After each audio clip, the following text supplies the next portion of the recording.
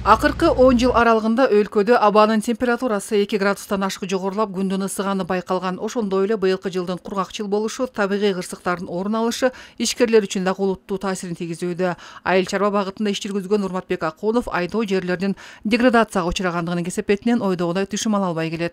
Айрыкча Нарын областынын жерлери бүт эрозияга учураган, деградацияга учураган, эч кандай биз подкормдарды бербейбиз, эч кандай байытууларды жок. Анан жерлердин баары ар кошкон айдалып, ар кайсы культура менен бүт жерлер бири-бирине чаңдашып, ушунун баары климаттык өзгөрүүгө дуушар десек дагы болот. Ошонун ичинен мисалы кургакчылыкта биз пландаган түшүмдөрдү ала албай калып атабыз. Анын биринчи кесепети ушул жерлер арыктаган, экинчиси суу жетпегендиктери.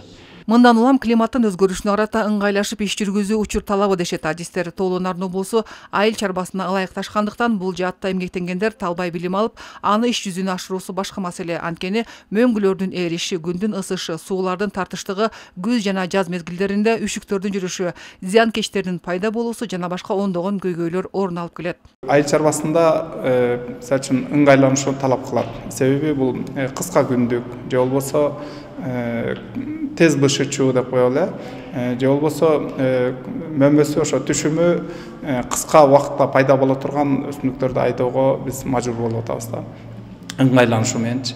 Анан негизи айыл чарбасында биздин оюбуз бул өндүрүлгөн азыкты сырьё катарында эле сатып ийбестен чийки зат түрүндө аны кайра иштетүүдө бул фермерлерге жогору пайда алып келет эле да. Нарын облусунун аймагында ар кыл багытта ишкерлик кылгандардын башын бириктирген семинар кеңешме өткөрүлдү. Анда климаттык экспертиза жүргүзүүнүн ыкмалары тууралуу кеп болуп, табигый шарттын кесепетинен жабыркагандарга атайын долбоор аркылуу жардам көрсөтүлөрү айтылды.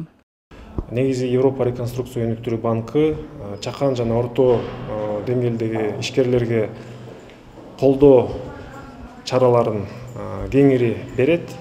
Ошол колдоо чараларынын ичинде консультация долбоорлору, каржылоо, ментардык программалар жана башка иш-чаралар болуп эсептелет.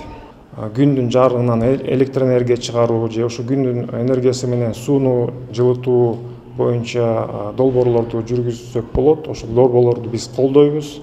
Табияттын өзгөрүүсүнө карата иш жүргүзүү менен аз чыгым сарптап, көп киреше табуунун жолдору айтылып, мындан ары ишкерлерге колдоо көрсөтүү жагы белгиленди. Мындай иш-аракеттер учурда өлкөнүн бардык аймактарында уланууда. Чапара Садыкказиева, Жолдош Курманбеков, Нарын жаңылыктары.